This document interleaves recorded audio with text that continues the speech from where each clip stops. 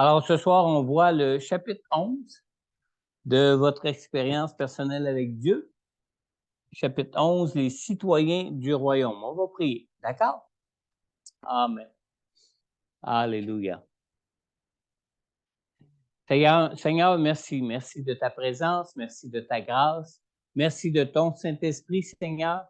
Seigneur, on te prie pour ce soir encore, Seigneur Dieu, que ton Saint-Esprit sanctifie nos pensées en toi, que ton Saint-Esprit, Seigneur Dieu, sanctifie nos cœurs en toi, qu'on puisse être entièrement sanctifiés en toi, Seigneur Dieu, pour pouvoir recevoir tout ce que tu veux nous communiquer ce soir, tout ce que tu veux que nous recevions de toi ce soir, Seigneur Jésus.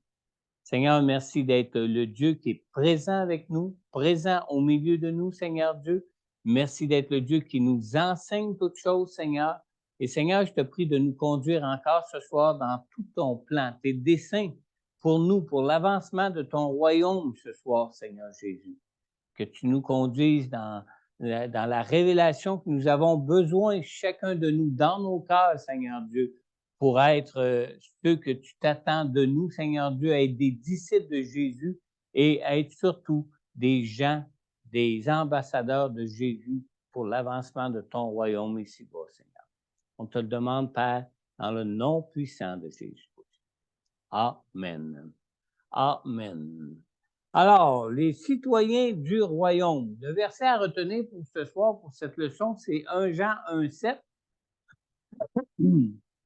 On va peut-être juste voir à la fin de l'étude le rapport vraiment de 1 Jean 1,7 avec cette étude-là. Mais dans 1 Jean 1,7, nous lisons « Mais si nous marchons dans la lumière, tout comme Dieu lui-même est dans la lumière, nous sommes en communion les uns avec les autres. Et le sang de Jésus-Christ, son Fils, nous purifie de tout péché. » Amen. Vous savez, on ne peut pas être en relation avec Jésus sans être en mission avec lui. Amen. Alors, si on est en relation avec Jésus, on est déjà des missionnaires. Parce que dans Jean, au chapitre 20, au verset 21, Jésus nous dit « Tout comme le Père m'a envoyé, moi aussi je vous envoie. » Amen. Amen. Alors, quand nous répondons à l'invitation de Dieu à entrer dans une relation d'amour intime avec lui, Dieu nous conduit à devenir partenaires avec lui. Et Jésus a été envoyé comme un missionnaire sur terre, hein, comme un ambassadeur du ciel, du royaume de Dieu, pour nous révéler Dieu, nous révéler le Père, nous révéler les plans et les desseins de Dieu pour la rédemption de ce monde. Amen. Alors nous, de la même façon, Jésus nous envoie et quand nous sommes en relation avec lui, ben, on devient membre de son équipe missionnaire finalement. Amen. Alors, comme citoyens du royaume, le Seigneur nous conduit à participer à sa mission pour réconcilier un monde perdu avec Dieu. Amen. Alors, Dieu a à cœur de sauver tous les hommes de ce monde. Est-ce que ça, on le croit? On le sait en tout cas, hein, parce que dans Jean 3,16, on lit « Car Dieu a tant aimé le monde qu'il a donné son Fils unique afin que quiconque croit en lui ne périsse point, mais ait la vie éternelle. » Alors, pour toucher ce monde, Dieu fait de chaque Église un corps local de Christ afin d'accomplir son œuvre de rédemption, son œuvre de rédemption, son œuvre de rédemption dans le monde. Amen. Son œuvre de quoi? De rédemption dans le monde. Alors, chaque assemblée est un centre stratégique pour accomplir l'œuvre missionnaire du salut en Jésus qui nous est offerte par Dieu en Jésus. Amen. Alors, en tant que corps de Christ, une Église, c'est un organisme vivant dont chaque partie est rattachée à la tête qu'est Jésus. Hein? On a vu ça quand on a vu la question de l'Église la semaine passée ou la semaine avant plutôt. Alors, chaque fois que Dieu a accès à son peuple en Jésus, par le Saint-Esprit, chaque fois que Dieu peut avoir accès à nous, à nos cœurs, à notre esprit, à nos pensées, à notre service pour lui, Dieu peut toucher ce monde au moyen de notre assemblée. Amen. Dieu peut toucher toute une région à travers nous. On est là pour ça. Hein? Comme Jésus, il y a même des gens qui allaient à Jésus pour lui présenter des gens qui venaient d'un autre pays quand il est venu. Il dit, non, non, là, j'ai été envoyé juste pour le peuple d'Israël, pour Israël, le pays d'Israël avec la région de Jérusalem, la Galilée et tout ce qui était les régions qui appartenaient à Israël. Notre responsabilité face à tout ça, c'est d'adapter notre vie à ce que Dieu veut accomplir là où nous nous trouvons. Est-ce qu'il y en a qui aimeraient aller en mission? Être des missionnaires? On est en mission et on est dans un champ missionnaire. Du moment qu'on est dans une église locale, le Seigneur a suscité une église locale, a planté une église locale ici à Montmagny, justement pour atteindre Montmagny, la région. Il a planté une église à Saint-Malachie, justement pour atteindre la région atteindre Saint-Malachie et toute la région de Saint-Malachie. Le Seigneur a planté une chapelle à l'Apoc, et c'est pour toucher toute la région de l'Apoc et de Kamouraska là-bas. Amen. On est des missionnaires et on est dans un champ missionnaire, là où nous nous trouvons, là où se trouve notre Église. Et en tant qu'Église, nous sommes appelés à être des ambassadeurs du royaume de Dieu dans notre localité, afin que l'Évangile se répande jusqu'aux extrémités du monde. Ça part de chez nous, ça. Comme dans le livre des Actes, quand que Jésus a dit « Allez, faites de toutes les nations des disciples », puis il a dit qu'il les enverrait d'aller vers Jérusalem, d'aller vers la Judée et jusqu'aux extrémités de la terre. La Samarie, j'ai oublié la Samarie. Ils ont-tu été sauvés? Oui. Amen. Amen. On lit dans 2 Corinthiens 5, versets 19 et 20, on lit ici, « En effet, Dieu était en Christ. Il réconciliait le monde avec lui-même en ne chargeant pas les hommes de leurs fautes. Et il a mis en nous la parole de la réconciliation. Nous sommes donc des ambassadeurs pour Christ, comme si Dieu adressait par nous son appel.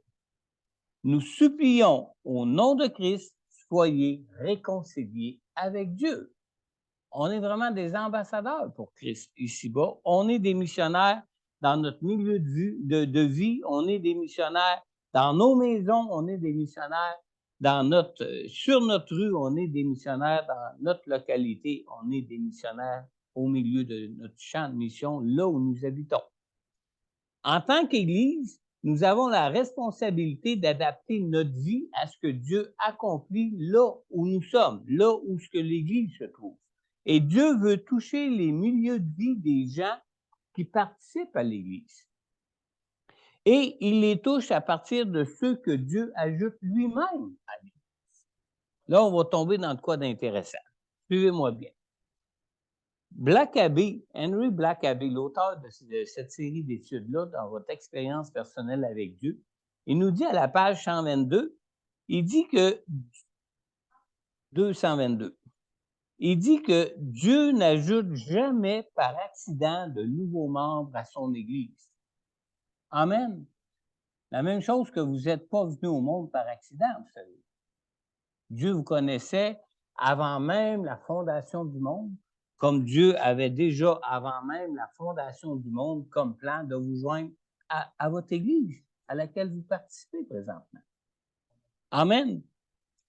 Dans le volume de formation, vous avez quelques exemples qui sont rapportés pour montrer que les personnes qui s'ajoutent à une Église ne sont jamais ajoutées par hasard, parce que Dieu a toujours un plan.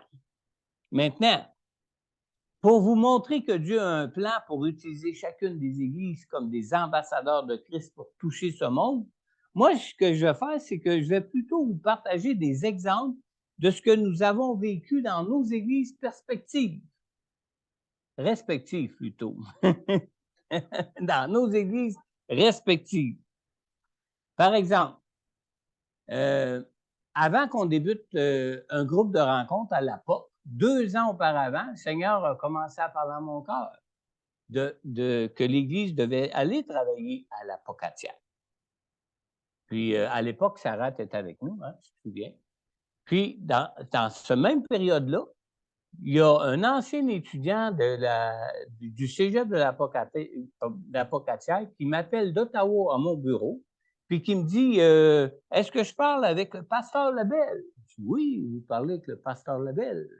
Là, je me suis dit s'il veut parler à Jésus, il va falloir qu'il trouve le numéro.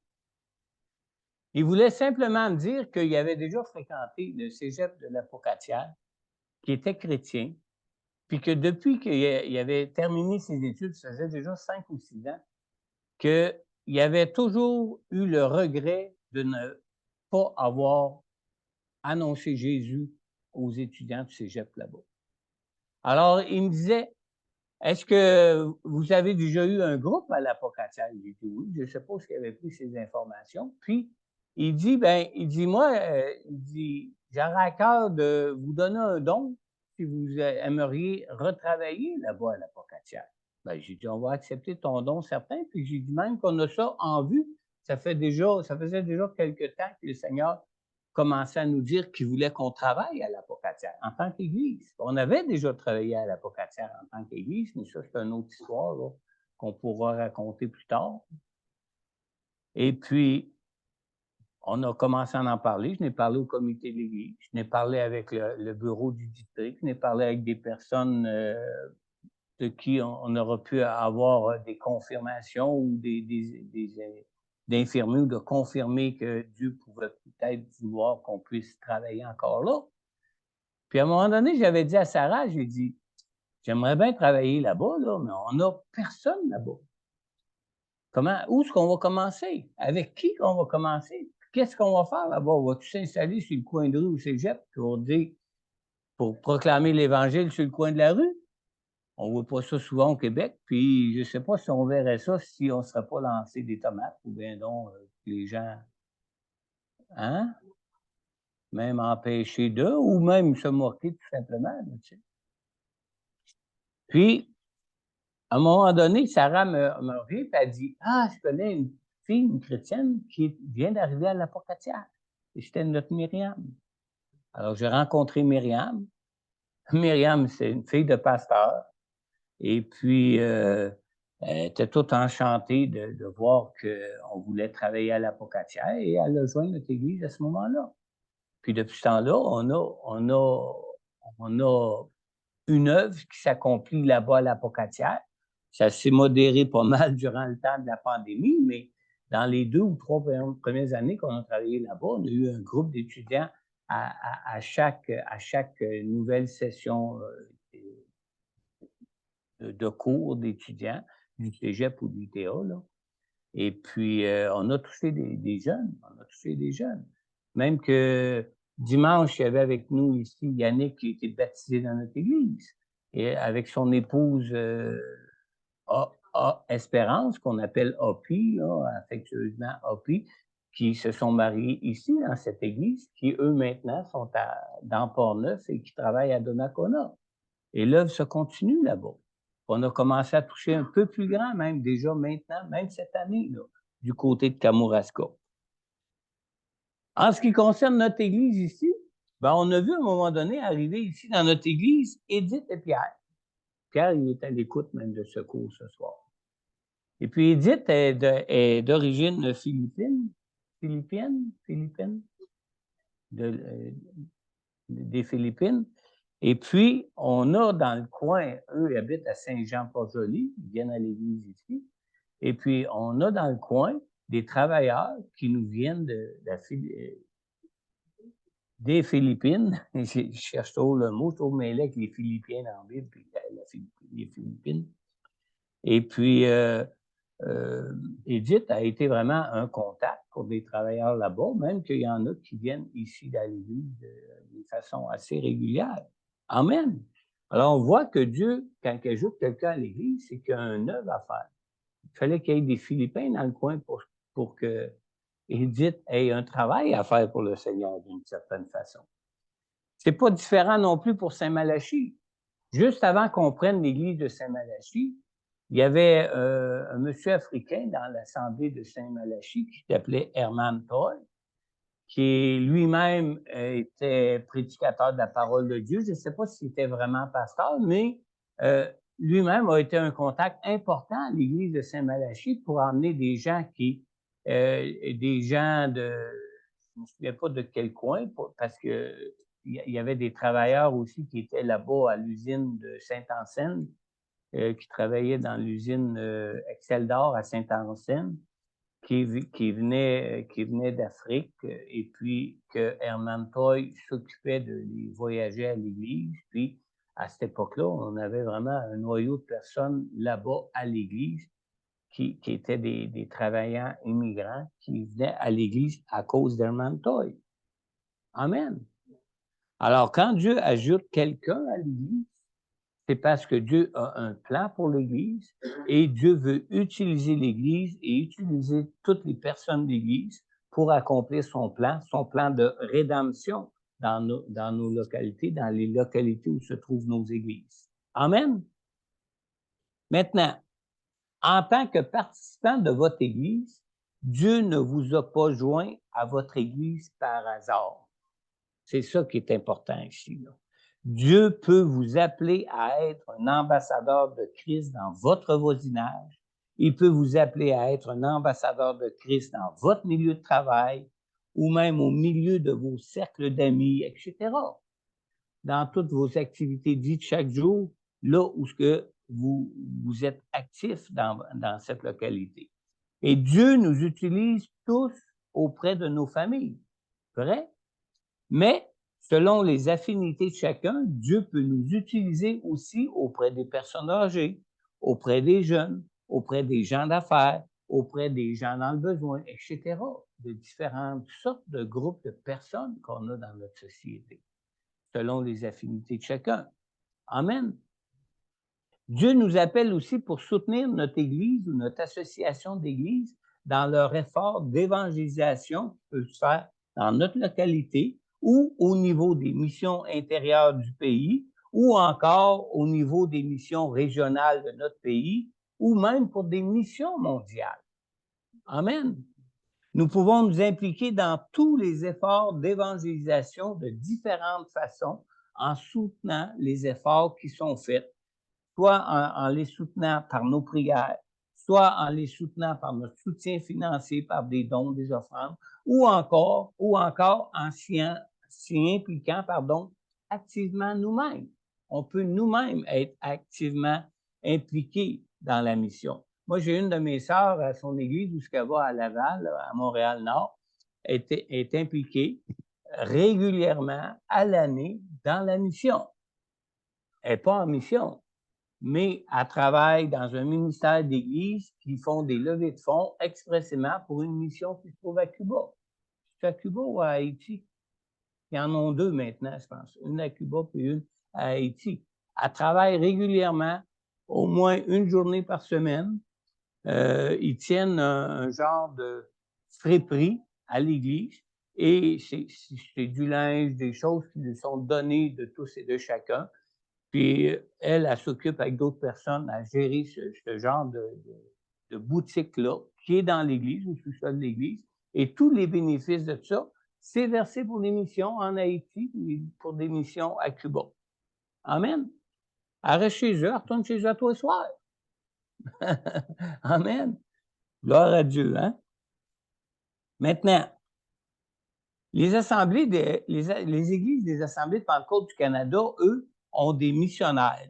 Notre affiliation d'église dans laquelle nous nous trouvons ici à Montmagny, on a des missionnaires qui sont envoyés partout dans le monde. On a aussi des missions intérieures qui visent des groupes spécifiques de personnes, des groupes qui souvent ne sont pas accessibles aux églises locales. Par exemple, on a des missionnaires intérieurs qui sont attitrés pour travailler spécifiquement sur des campus d'université ou des campus de cégep à travers le pays au Canada.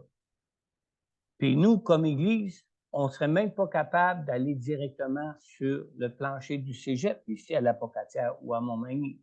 La loi ne nous permet pas, les structures de ces organismes-là ne nous le permettent pas non plus. Par contre, nos églises, notre association d'églises a des moyens pour envoyer des missionnaires travailler au sein des étudiants pour, des fois, ils accomplissent différents types de travail ou sont spécifiquement même envoyés un peu comme des aumôniers dans ces milieux étudiants-là. Alors, il y a des moyens de viser des groupes spécifiques de personnes qui autrement ne seraient pas accessibles. On peut s'engager à prier de façon régulière pour une mission. On peut s'engager à prier d'une façon régulière pour un missionnaire de notre choix, même aux Assemblées de Pentecôte du Canada. On peut aussi soutenir par nos dons financiers une mission ou un missionnaire de notre choix. On peut même participer à des voyages missionnaires avec des groupes qui se forment dans des églises pour aller aider à la mission en Haïti, aller aider à une mission à Cuba, aller aider à une mission à différents endroits dans des pays de mission dans le monde, où il y a des opportunités qui sont offertes à tous ceux qui veulent y participer, de se joindre à ces équipes-là, de partir des fois pour 2 semaines, des fois 1 mois, des fois il y en a eu jusqu'à quelques mois, ça dépend des cas. On a eu même jusqu'en Thaïlande, je pense. Hein? Alors, il y a toutes sortes de possibilités comme ça qui sont offertes pour être des ambassadeurs de Christ selon ce que Dieu peut nous appeler et selon les affinités que nous pouvons avoir en ce qui concerne ces programmes missionnaires-là.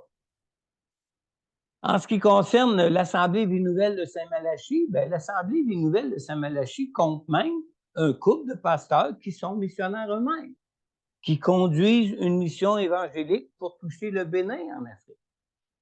Et l'Église de Saint-Malachie appuie aussi une œuvre missionnaire d'un orphelinat au Bénin pour lequel on peut prier ou même soutenir financièrement. Et ça, c'est des implications missionnaires qui fait de nous des ambassadeurs de Christ selon la forme d'appel que Dieu peut avoir pour nous dans nos vies en ce qui concerne la mission. Amen. Maintenant, on va voir maintenant le point, les voies du royaume, qu'on trouve dans le volume de formation, le 2e et 3e jour, chapitre 11. On va voir les pages 226 à 233. Pour ce point, les voies du royaume. En tant que citoyens du royaume, nous devons être disposés à accomplir les desseins de Dieu selon les voies du royaume et non selon les voies des hommes. Ça, c'est bien important. Hein? Pourquoi c'est important? On lit dans Ésaïe 55, versets 8 et 9, on lit ici, « En effet, vos pensées ne sont pas mes pensées et mes voix ne sont pas vos voix, déclare l'Éternel. Le ciel est bien plus haut que la terre, de même, mes voix sont bien au-dessus de vos voix et mes pensées bien au-dessus de vos pensées. » Amen. Alors, les principes du royaume de Dieu diffèrent de beaucoup des principes de ce monde. Alors, en tant qu'ambassadeur de Christ, on n'agit pas comme on veut, on n'intervient pas comme on veut, il faut toujours se laisser être conduit par le Seigneur parce que ses voies sont bien au-dessus des nôtres. Alors, nous sommes les ambassadeurs d'un royaume, mais d'un royaume qui n'est pas de ce monde. Alors, on n'approche pas ce monde avec le message de l'évangélisation comme on le ferait pour toute autre sorte de message parce qu'on est des citoyens du royaume des cieux et non pas des citoyens du royaume de ce monde pour fonctionner selon ce monde. Il faut fonctionner vraiment selon Dieu. Amen. Dans Jean chapitre 18, au verset 36, Jésus nous dit « Mon royaume n'est pas de ce monde. Si mon royaume était de ce monde, mes serviteurs auraient combattu pour moi afin que je ne sois pas livré aux Juifs. Mais en réalité, mon royaume n'est pas d'ici-bas. » Amen. Alors, le Seigneur n'est pas venu pour nous sauver avec les moyens du monde ou comme le feraient les gens selon les moyens du monde, mais selon le royaume de Dieu et selon les dimensions divines de Dieu. Alors, la voix des hommes ne peut pas porter du fruit spirituel durable, tandis que les desseins de Dieu pour son royaume ne s'accomplissent que par les voies divines. Amen. Lorsqu'on lit dans les Écritures une vérité qui concerne les réalités spirituelles de la vie, il faut nous souvenir que la vérité spirituelle n'est pas seulement un concept qui nous révèle, que Dieu nous révèle seulement pour qu'on y réfléchisse. Pas du tout. La vérité, vous savez, c'est une personne. Une personne. Jésus est la parole de vérité de Dieu qui s'est fait homme pour venir jusqu'à nous. Amen. Vous me suivez jusque-là? Alors, quand Dieu se révèle lui-même à nous et qu'il nous révèle ses desseins et ses voies, il nous faut lui répondre dans l'obéissance. Parce que ce n'est pas juste à un principe qu'on obéit, c'est à une personne, c'est à Jésus qui lui-même est la vérité de Dieu, qui est venu nous révéler Dieu ici-bas. Amen. Alors, ne pas obéir à ses voies, c'est en quelque sorte refuser d'obéir à la vérité. Et ne pas obéir à la vérité signifie donc en quelque sorte de rejeter Jésus, parce que Jésus est la parole. La vérité, c'est une personne. Amen. Maintenant, les paroles de Jésus sur le royaume de Dieu sont des vérités qui illustrent le royaume de Dieu dont nous sommes les ambassadeurs dans ce monde. La plupart des vérités enseignées par Jésus dans les paraboles ont pour but de nous permettre de saisir une idée principale. D'ailleurs, en se servant de paraboles, Jésus cherchait à nous aider à comprendre certaines caractéristiques de son royaume, certaines caractéristiques des voies du royaume, des voies de fonctionnement de son royaume. Pourquoi? Parce que c'est le royaume des cieux. On parle de réalité spirituelle, on ne parle pas des réalités terrestres dans un royaume terrestre. Amen. Par exemple, quand on parle de la parabole du blé et de l'ivraie, vous pourrez lire, on ne lira pas les paraboles, on va en voir quelques-unes ici, là, mais je vais vous donner les références, vous allez les avoir ici au tableau. Quand on parle de la parabole du blé et de l'ivraie, on trouve ça dans Matthieu chapitre 13, les versets 24 à 30 et les versets 36 à 43. Vous pourrez même trouver la référence dans votre volume de formation pour ceux qui ont le volume à la page 227. Alors, dans cette parabole-là, chaque image du monde terrestre est reliée à une image du monde spirituel de Dieu. Alors, dans cette parabole-là, celui qui a semé la bonne semence, c'est qui? Non, ce sont les fils du royaume. Amen. Je pense que la parabole s'explique par elle-même. Elle donne les détails elle-même. Dans cette parabole, la bonne semence, c'est qui? La bonne semence, c'est Jésus, le Fils de l'homme. Vous allez le trouver dans votre exercice, page 227. Le champ, c'est qui? Le champ de semence? C'est le monde.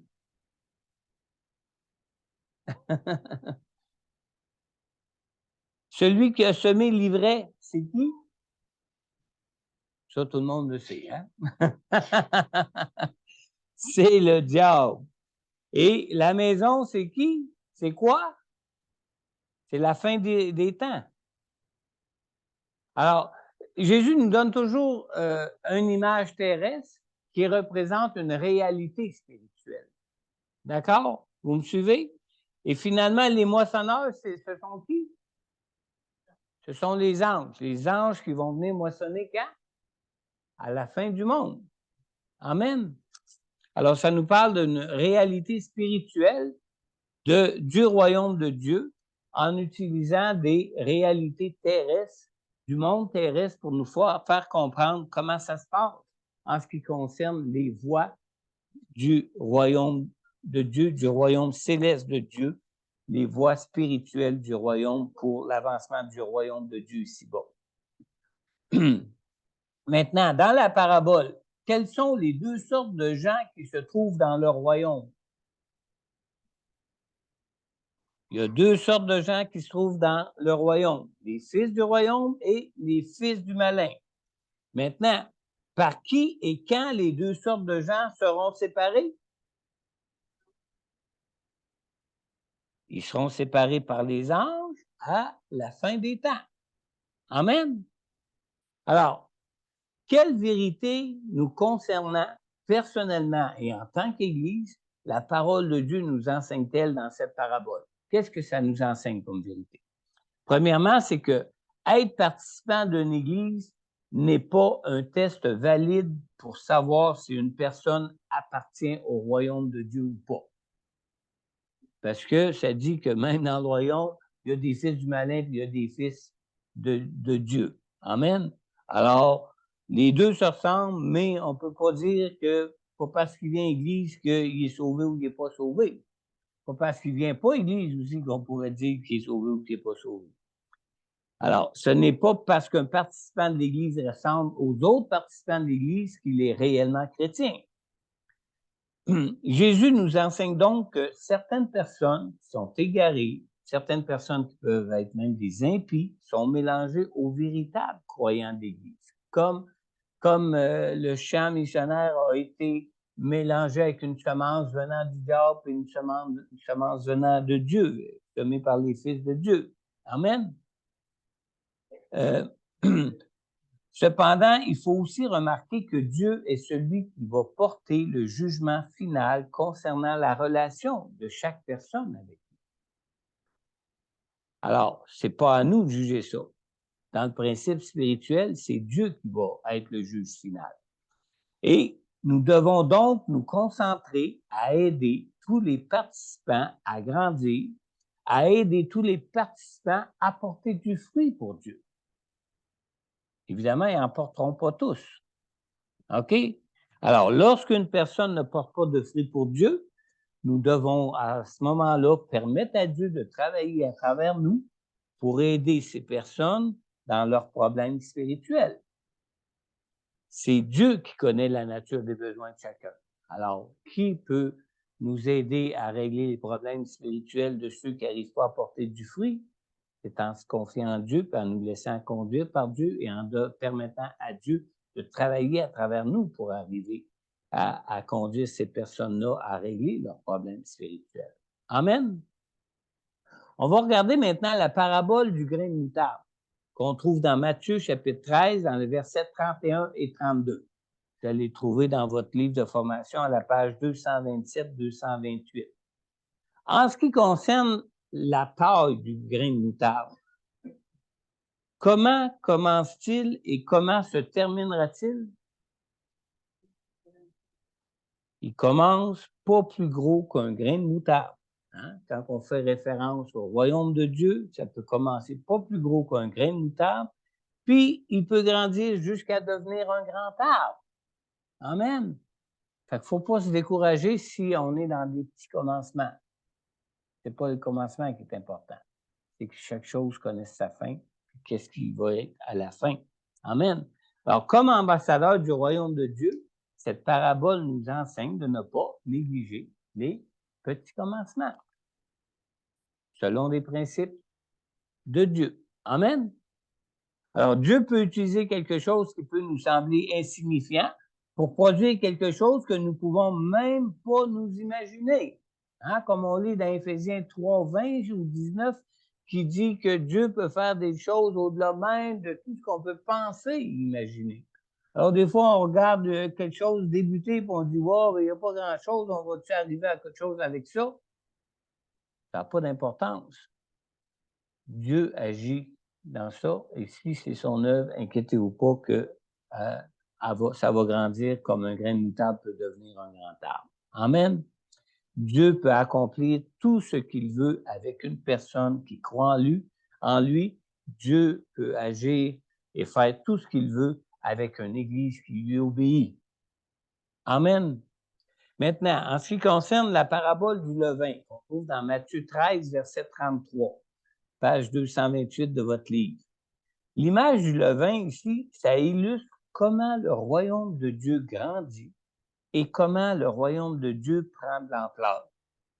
Alors, le levain qu'on utilise lorsqu'on fait lever de la pâte nous montre que le royaume de Dieu grandit non seulement graduellement, hein, quand une femme fait du pain, hein, chérie, tu fais du pain, ça grandit, ça grandit, ça grandit, ça se fait tranquillement, hein. Graduellement, ça se fait tranquillement. Mais ça grandit non seulement graduellement, mais ça grandit aussi en profondeur. Alors, Dieu peut permettre, même lorsque notre influence peut être réduite, peut permettre même qu'à la fin, qu'on ait un impact important. Amen. Parce que ça se fait pas juste graduellement, ça se fait aussi d'une façon profonde. Alors, il ne faut pas essayer d'agir avec nos propres forces pour voir se produire des changements ou pour faire arriver des changements pour que des choses prennent place. Il nous faut faire confiance à Dieu et lui laisser faire les choses que lui seul peut accomplir. Amen. Une cuisinière qui cuisine du pain, qui met son levain dans son pain, il faut juste qu'elle attende que le pain lève par lui-même, par le levain qui est mis dedans. C'est comme pour nous, dans certaines circonstances, il faut vraiment attendre que Dieu agisse et de voir Dieu intervenir dans tout ce qu'il veut entreprendre, dans tout ce qu'il veut accomplir. Maintenant, les paraboles du trésor et de la perle qu'on trouve dans Matthieu 13, versets 44 à 46, toujours à votre page 228 de votre livre. Notre entrée dans le royaume de Dieu a la valeur d'un trésor caché et la valeur d'une perle de grand prix. Vous avez déjà lu la parabole, certains. Alors, notre participation au royaume de Dieu a beaucoup plus de valeur que tout ce que nous pouvons imaginer.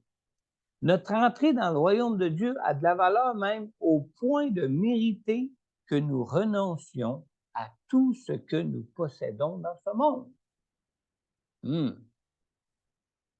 En fait, Jésus nous demande même d'être prêts à renoncer même à nous-mêmes pour devenir son disciple. Ça, c'est un principe un principe spirituel de Dieu.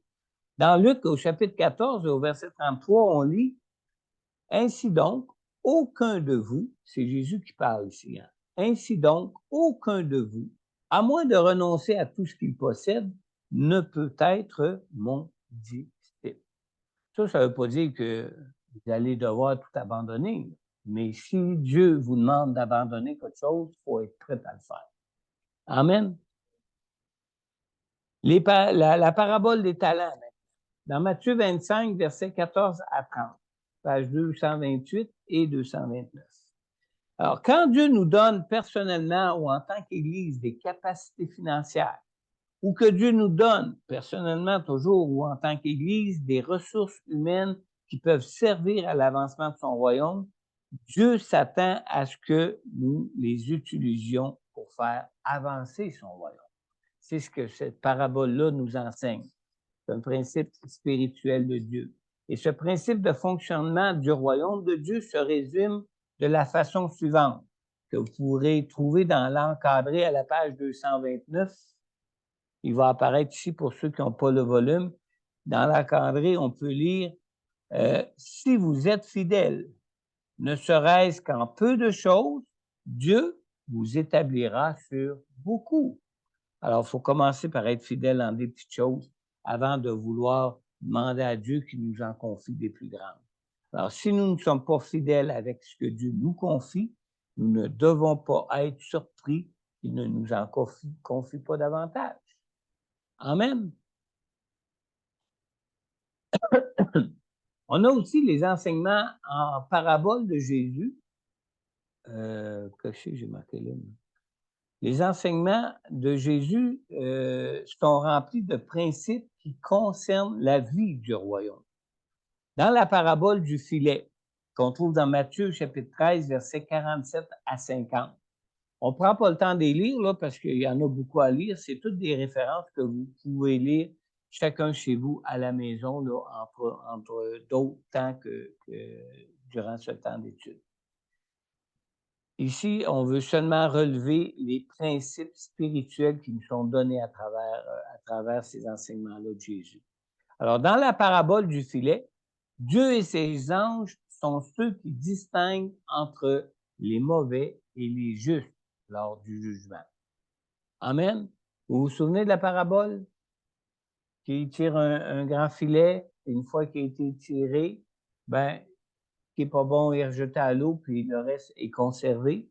Alors, ça, le tri de toutes ces choses-là pour distinguer entre le mauvais et les justes, c'est des choses que Dieu et les anges vont faire au jour du jugement.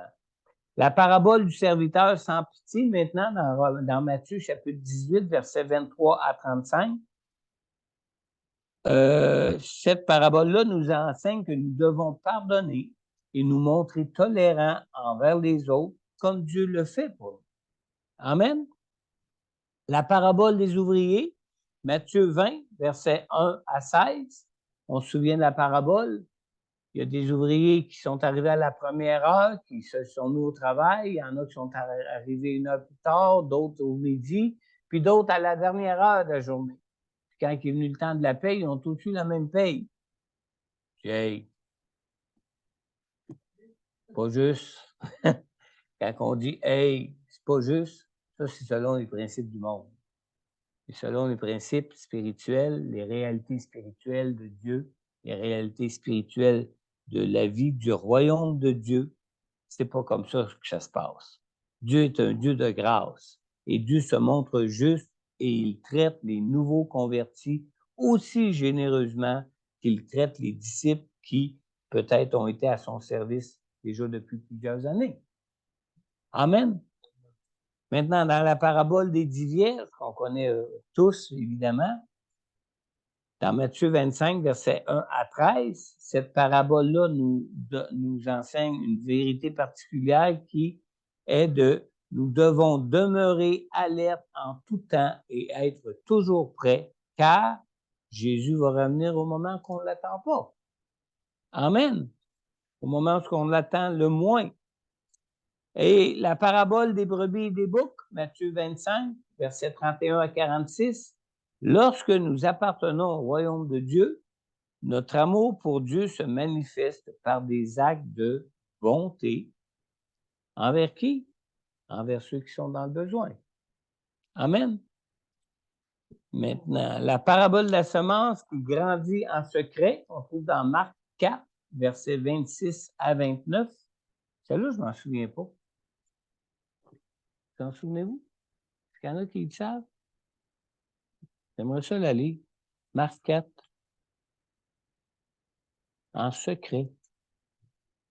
C'est comme si ça ne me dit rien, ça. Marc 4, verset 26. Qu'est-ce qu'on lit ici? Il dit encore, « Voici à quoi ressemble le royaume de Dieu. Il est semblable à un homme qui jette de la semence en terre. Qu'il dorme, ah oui, qu'il dorme ou qu'il reste éveillé, la nuit, qu'il reste éveillé, nuit et jour, la semence germe et pousse sans qu'il sache comment. En effet, d'elle-même, la terre produit d'abord l'herbe, puis l'épi, enfin le grain, tout formé dans l'épi. Et dès que le fruit est mûr, on y met la faucille, car c'est le moment de la moisson. » Alors, ça, c'est la parabole de la semence qui grandit en secret. Ça nous montre ici que l'effort humain ne peut pas produire de fruits pour Dieu. En dehors de Dieu, qu'est-ce qu'on peut faire pour produire du fruit? On ne peut pas rien faire.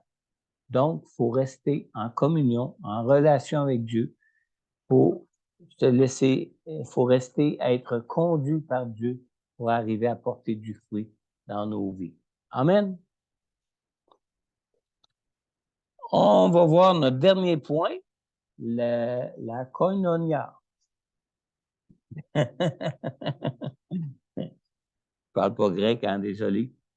La koinonia, 4e et 5e jour dans le chapitre 11. On va voir les pages qui restent du chapitre 11, page 233 à 243. Vous savez, en ce qui concerne la koinonia, dans la pensée, dans l'enseignement de Jésus, une Église constituait une communauté fraternelle dynamique, une fraternité fraternelle vivante et vitale de croyants. Amen. Le mot grec koinonia, qu'on traduit le plus souvent par le mot communion, c'est le meilleur moyen de décrire ce qu'une Église devrait être. Amen. Fait que quand on parle d'Église, on parle de quoi? De communion, de fraternité, de relations dynamiques, fraternelles, vivantes et vitales. Amen. Alors, la koinonia est la communion la plus complète possible et est une coopération intense avec Dieu et les autres croyants. Autrement dit, ça se passe comme ça, puis comme ça. Amen. Dans une église, la communion intime avec Dieu est basée sur la koinonia personnelle de chaque croyant individuellement avec Dieu en Christ. Vous me suivez jusque-là? Alors, la koinonia avec Dieu provient seulement d'une rencontre personnelle et réelle avec Christ et d'une soumission envers lui comme Seigneur de notre vie. Ça mange quoi en hiver, ça, là? Hein? Je ne sais pas si vous me suivez. Hein? Oui, ça va? Peut-être s'il y en a qui n'ont pas eu le temps de faire la leçon, vont être un peu plus, vont avoir un peu plus de difficulté à suivre, là. Mais quand on parle de koinonia, il s'agit de la relation intime dont il était question dans le début du cours, hein? Que Dieu est constamment dans une recherche de relation avec nous, toujours à une recherche de relation personnelle intime avec nous. Amen. Alors, c'est le type de relation que Dieu poursuit avec nous. Maintenant, j'espère que vous avez fait votre travail, là, parce que quelle définition personnelle avez-vous donnée à la koinonia? Est-ce qu'il y en a qui voudraient partager la définition personnelle qu'ils ont indiquée à la koinonia?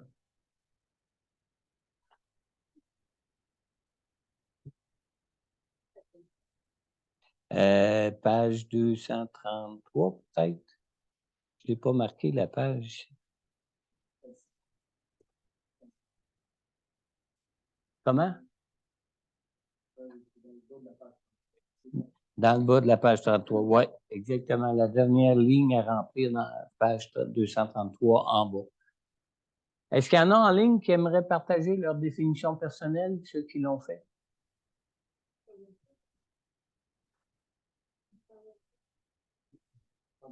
« 233. Y en a-tu en ligne, Christian? Non? C'est juste Sylvie qui pourrait nous la donner. Donne-la.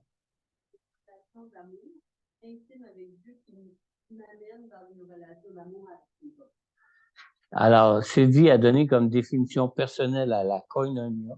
C'est une relation d'amour avec Dieu, intime avec Dieu, qui l'amène à une relation d'amour avec les autres croyants. Ah, c'est bon comme définition, ça. Amen. La mienne était très semblable. Oui. Je ne la vois pas. Amen. La mienne était très semblable. Oups. Peux-tu nous la dire, Lucille? Moi, je l'ai gardé dans mes mots. Je fais les exercices, Oui, je les fais plus oralement. On veut dans tes mots. C'est une relation d'amour intime avec Dieu qui nous amène en relation avec nos frères et sœurs qui ont aussi, qui eux ont aussi une relation intime avec Dieu. C'est une relation intime de l'Église finalement. C'est vraiment une relation, une communion d'amour parfaite. Absolument. C'est une très bonne définition, ça, Lucille. Puis elle ressemble aussi à celle de Sylvie. Elle est même plus complète, la tienne, un peu. Ben, si vous voulez avoir la mienne, je l'ai marquée au tableau. Ah, voilà. Alors, ma définition, c'est la koinonia, c'est être en relation personnelle avec les autres sur la base de notre modèle de relation personnelle avec le Seigneur. Ça résume un peu ce que vous avez dit, mais comme j'ai dit à l'envers. Oui, exactement. Vous savez, dans 1 Jean chapitre 1, dans le verset 1 à 7, ce passage-là, il décrit de façon pratique ce que la koinonia représente lorsqu'on est participant dans une église. On ne lira pas les versets 1 à 7, là, mais On peut référer dans les versets 1 à 7. Là, ceux qui ont vos Bibles, vous pouvez ouvrir vos Bibles. Et quels sont les mots dans le verset 1 qui indiquent que Jean avait une relation personnelle et réelle, vivante avec le Seigneur Jésus? Vous l'avez peut-être dans vos notes si vous avez fait votre devoir. Quels mots? Est-ce qu'il y en a qui veulent nous donner des mots ou si je vous donne la réponse déjà corrigée? 1 Jean 1, on parle du verset 1 ici. Quel mot dans le verset 1 qui indique que Jean avait une relation personnelle et réelle, vivante avec le Seigneur Jésus? Alors ici, on a les mots « entendu »,« vu de nos yeux »,« contemplé »,« touché »,« manifesté ». Et tout ça, c'est concernant évidemment la parole de la vie qui est Jésus. Alors, on voit ici à travers ces mots qui ont entendu la parole de la vie, ils ont entendu Jésus, ils ont vu de leurs yeux Jésus, ils ont contemplé Jésus de leur vue, ils ont contemplé Jésus et ils l'ont touché et ils l'ont vu même être manifesté. Alors, ils ont vraiment été en communion intime, personnelle, réelle, vivante avec le Seigneur. D'accord? Comprenez le sens de koinonia maintenant? Alors, pourquoi Jean a-t-il écrit ce qu'il avait vu et entendu de Jésus? Verset 3, la réponse est dans le verset 3. Pourquoi? Afin que vous aussi, vous soyez en communion avec nous. Alors, on parle vraiment d'une relation de communion avec Dieu qui nous amène dans une communion avec les autres, parce que si nous, on a vu Dieu et que les autres ont vu Dieu, bien, on a tous les deux vu Dieu qui nous amène dans une même relation de communion qu'on a avec Jésus entre nous.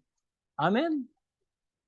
Maintenant, lorsque quelqu'un prétend être en communion, koinonia, avec Dieu, mais qu'il chemine dans le péché et les ténèbres, qu'est-ce que ça nous indique? Verset 6. Ça indique qu'il ne vit pas en communion avec Dieu. Il vit dans le mensonge sans mettre la vérité en pratique. Ça ne veut pas dire qu'il n'a pas déjà été en communion avec Dieu.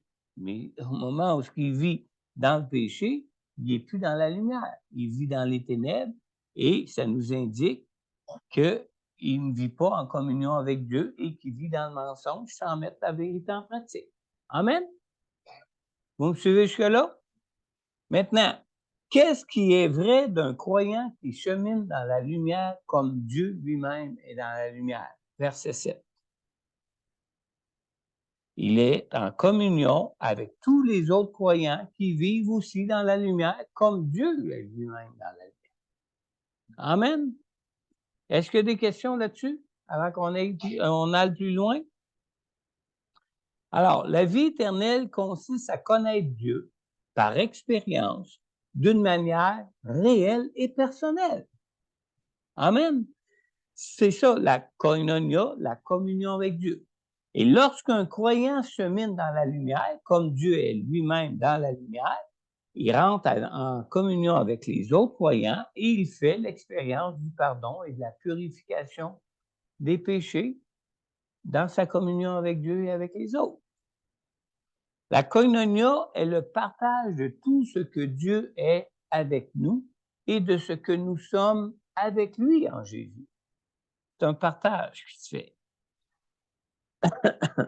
Alors, la koinonia est en quelque sorte une expression ultime de notre relation d'amour avec Dieu.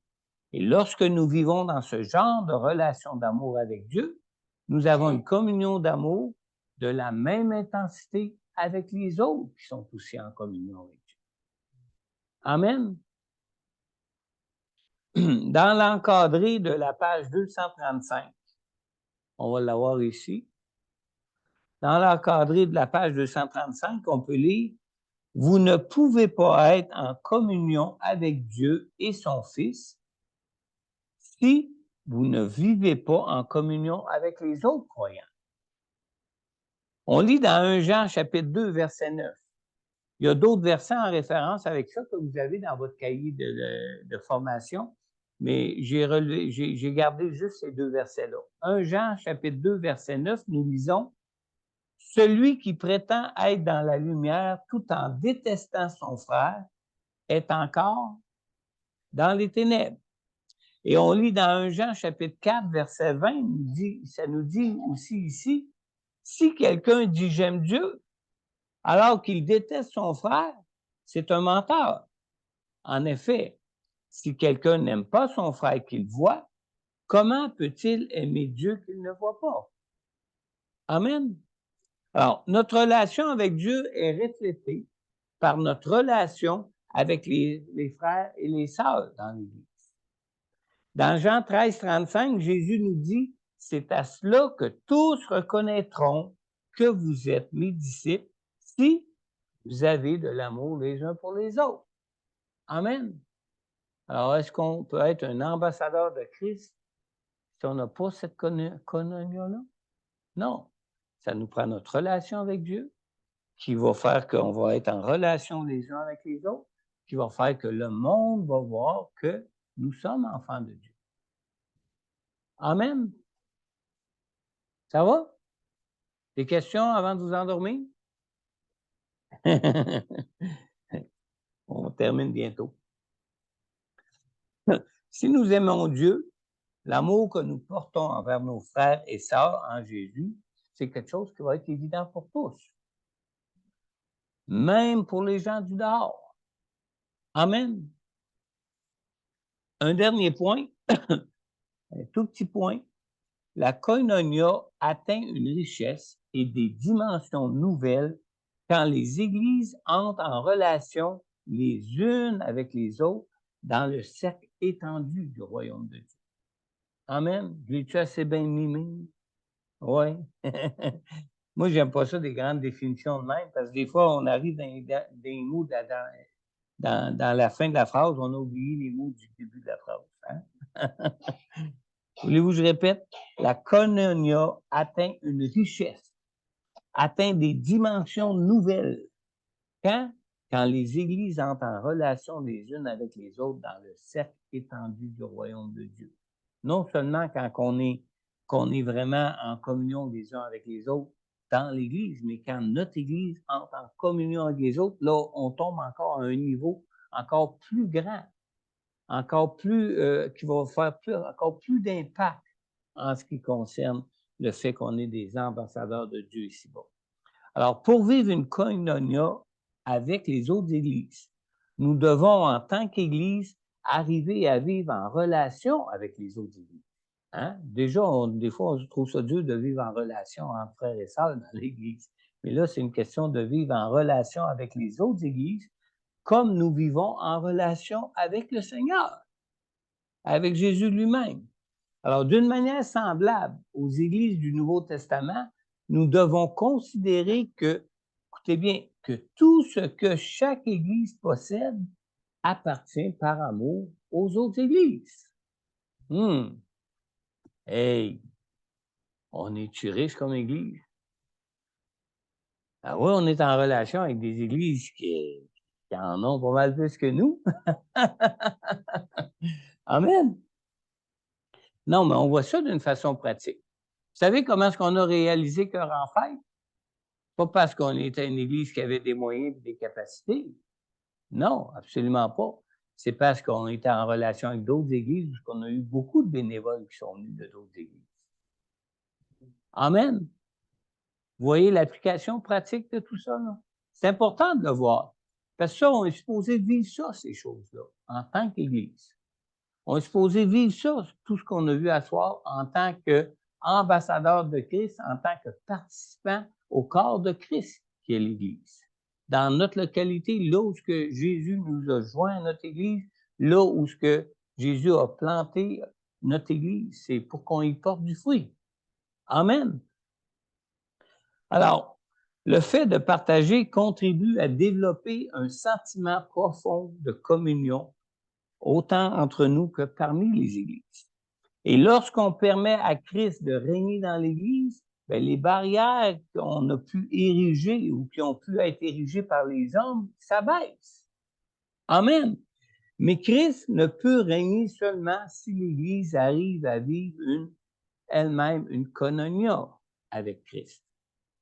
Alors, si une Église a un problème concernant sa communion avec d'autres Églises ou avec des ministères chrétiens ou des ministères qu'on appelle para-Églises de nos jours, c'est qu'elle a un problème plus profond en ce qui concerne sa propre communion avec le Seigneur. Amen. On ne veut pas dire ici que les différences doctrinales entre les Églises doivent être ignorées. Non, absolument pas. Hein? On doit simplement respecter les convictions de chacun. Puis, on ne doit surtout pas accepter les fausses doctrines. Amen. Mais ça veut dire que nous pouvons agir comme des frères et sœurs qui s'aiment mutuellement, surtout par ce qui nous unit. Et la chose minimum pour nous unir, c'est quoi? C'est de croire en Jésus-Christ sauveur pour être nous-mêmes sauvés. Amen. Alors, les églises du Nouveau Testament étaient des églises indépendantes devant le Seigneur, mais du même coup, elles s'aidaient et s'encourageaient les unes les autres. Elles avaient besoin les unes des autres et leur coopération enrichissait leur expérience de Dieu. Amen. Est-ce qu'il y a des questions jusque-là? Est-ce qu'il y en a en ligne? Il n'y en a pas en ligne? Il reste juste un cours, malheureusement. Chapitre 12 la semaine prochaine. Chapitre 12 qui s'intitule « Poursuivre la communion avec Dieu ». Amen. Alors, pour ceux qui ont le volume de formation, prêtez une attention spéciale à ce que nous devons faire pour maintenir la koinonia. D'accord? Et pour ceux qui n'ont pas le volume de formation, bien, lisez au moins le témoignage d'introduction du dernier chapitre, du chapitre 12, que vous recevrez par courriel pour ceux qui ont l'Internet. Et pour ceux qui n'ont pas l'Internet, ceux qui sont peut-être ici en présentiel, il y a des feuilles d'imprimés qui sont sur la table ici en arrière pour vous, pour que vous puissiez le lire. Amen. Et les versets à retenir pour la dernière leçon, le chapitre 12, c'est dans Hébreux chapitre 10, versets 24 à 25, qui dit « Veillons les uns sur les autres pour nous inciter à l'amour et à de belles œuvres. N'abandonnons pas notre assemblée comme certains en ont l'habitude, mais encourageons-nous mutuellement et faites cela d'autant plus que vous voyez s'approcher le jour. » De quel jour on parle? Du jour de l'enlèvement de l'Église. Wouhou! Là, on n'aura pas le choix de s'accorder toutes les églises ensemble, hein? On n'aura pas le choix de s'accorder tous les chrétiens ensemble, là. On va être ensemble enlevés au ciel à la rencontre du Seigneur. Ça va se faire en un instant, en un clin d'œil. Amen. On va juste prier pour terminer. Seigneur Jésus, merci du plan merveilleux, du dessein de salut, du dessein de rédemption merveilleux que tu as pour ce monde et des voies dans lesquelles tu utilises ton Église et que tu utilises chacun de tes enfants pour apporter et faire en sorte que le royaume des cieux s'étende ici-bas sur terre, Seigneur. Seigneur Dieu, merci de ton esprit. Seigneur Jésus, merci d'être toi-même la parole, la vérité, Seigneur. Merci de t'être révélé toi-même à nous, Seigneur Dieu, par la personne de ton Saint-Esprit, Seigneur. Et Seigneur, on te prie qu'on puisse être conduits, tous et chacun, et toutes les églises qui sont tes églises, Seigneur, qu'on puisse être tous conduits à former une koinonia ensemble et avec toi, Seigneur Dieu, pour faire l'impact que nous avons et que tu vises que nous pouvons faire ici-bas sur terre pour que tous soient attirés à toi, Seigneur. On te le demande, Père, dans le nom puissant de Jésus, mon Dieu. Amen. Amen. Alors, bonne soirée. À mardi prochain, chapitre 12, dernier chapitre de cette série d'études. Bye. Ouais, donc. Bye-bye. Bye-bye. Bye. Au revoir tout le monde, merci. Bye, bonne semaine. Bye, semaine. Bonne semaine. Bye. Bye. Bye. Bye. tout le monde. Bye. Bonne semaine. Bonne semaine. God bless. God bless. Bless you. Yes, God bless. Je ne vois pas personne. On est là. On est là. Envers. Christian, Il ne voit plus. j'ai renversé Il nous voit l'image. pas. On se voit au lieu de voir les autres.